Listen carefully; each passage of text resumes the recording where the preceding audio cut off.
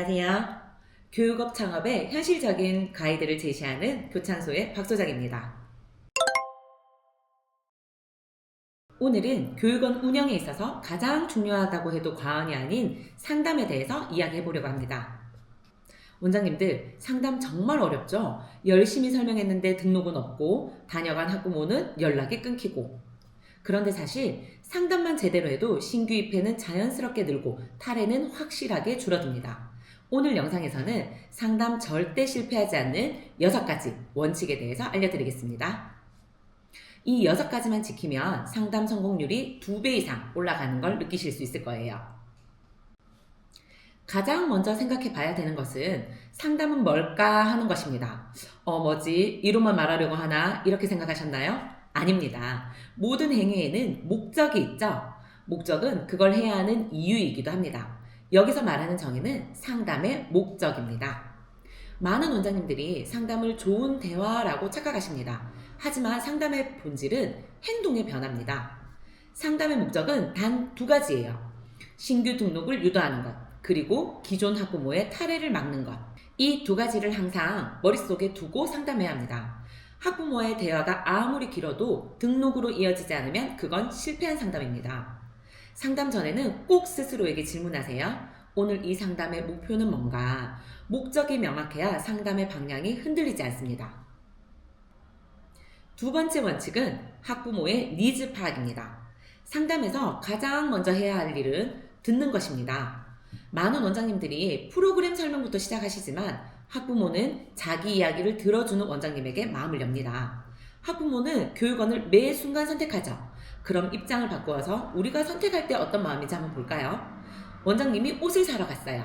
나는 심플한 스타일의 옷을 좋아하는데 매장 점원이 계속해서 레이스 달린 화려한 옷을 권한다면 마음이 어떨까요? 그 매장에서 옷을 고르고 싶으실까요? 그 매장에 어떤 옷이 있는지 살펴볼 마음조차 열리지 않은 채 나올 수도 있습니다. 그것과 같아요. 학부모의 니즈를 먼저 알고 파악해야 그 뒤에 학부모의 선택의 기회도 열리게 됩니다. 예를 들어 이렇게 질문해 보세요. 아이 학습에 가장 고민되는 부분은 어떤 건가요? 학원에서 가장 고민스러운 부분은 어떤 건가요? 요즘 학원에서 가장 바라는 점은 무엇인가요? 우리 아이가 공부에 흥미를 잃는 이유가 혹시 있을까요? 가정에서 하는 학습은 어떤 게 있을까요? 이런 질문은 학부모의 불안을 드러내게 만듭니다.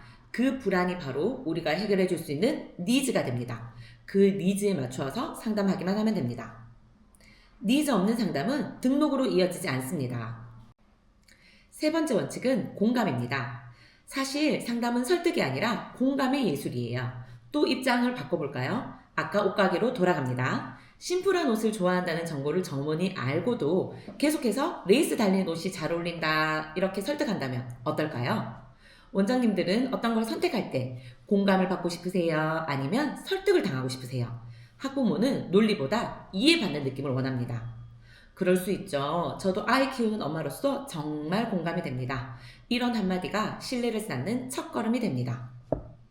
반대로 공감이 없는 상담은 아무리 프로그램이 좋아도 영업처럼 들립니다. 상담 중에 부모의 말에 반박하기보단 한 번은 받아주고 그 다음에 제안하세요.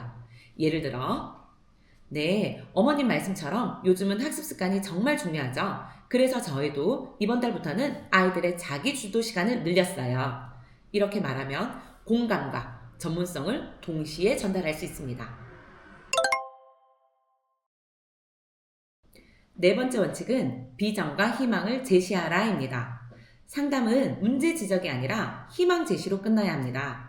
학부모는 현재의 문제보다 앞으로 좋아질 그림을 보고 등록을 결정합니다. 예를 들어 지금은 기초가 약하지만 2달만 꾸준히 하면 중1 기초는 마스터할 거예요. 변화가 느껴지실 거예요. 이번 학기엔 아이의 강점을 살릴 수 있는 커리큘럼으로 자신감부터 만들어 드릴게요.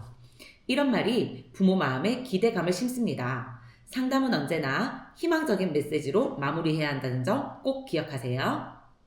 5번째 원칙은 학생과의 소통을 전달하라입니다. 학부모는 아이의 변화를 원합니다.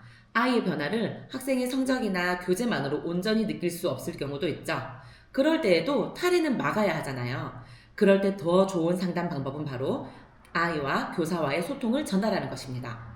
이번 주에 누구누구가 스스로 문제를 풀었는데 만나는 선생님들과 친구들에게 모두 자랑하면서 정말 뿌듯했어요. 요즘은 수업 시간에 집중력이 훨씬 좋아져서 1시간을 온전히 문제풀이에만 몰두하기도 한답니다. 이런 한마디가 부모의 마음을 움직입니다. 부모는 결과보다 관심을 보고 학원을 선택하기도 합니다. 상담은 정보 전달이 아니라 감정의 교류라는 점 꼭 기억하세요. 마지막 6번째 원칙은 정기 상담과 다음 상담 예고입니다. 상담이 일회성으로만 끝나면 관계는 금세 느슨해집니다. 반대로 한 달 동안의 변화를 관찰한 뒤 다시 상담 전화 드리겠습니다. 이렇게 다음 상담을 미리 약속하면 학부모는 관리받는 느낌을 받습니다. 상담은 이벤트가 아니라 루틴입니다. 정기 상담은 탈해를 막는 가장 강력한 무기입니다. 꾸준히 이어가는 상담은 곧 신뢰의 증거가 되니까요. 상담은 단순한 기술이 아닙니다. 신뢰를 쌓고 희망을 전달하는 관계의 기술입니다. 오늘 말씀드린 6가지 원칙을 다시 정리해 드릴게요. 첫 번째, 상담 목적 명확히 하기. 두 번째, 학부모의 니즈를 파악하기. 세 번째, 공감하기. 네 번째, 비전을 제시하기. 다섯 번째, 학생과의 소통을 전달하기. 여섯 번째, 정기 상담을 예고하기입니다. 이 6가지만 꾸준히 실천하신다면 신규입회는 자연스럽게 늘고 탈해율은 눈에 띄게 줄어들 겁니다. 도움이 되셨다면 좋아요와 구독으로 원장님의 성장을 응원해주세요. 이상 저는 교창소였습니다. 감사합니다.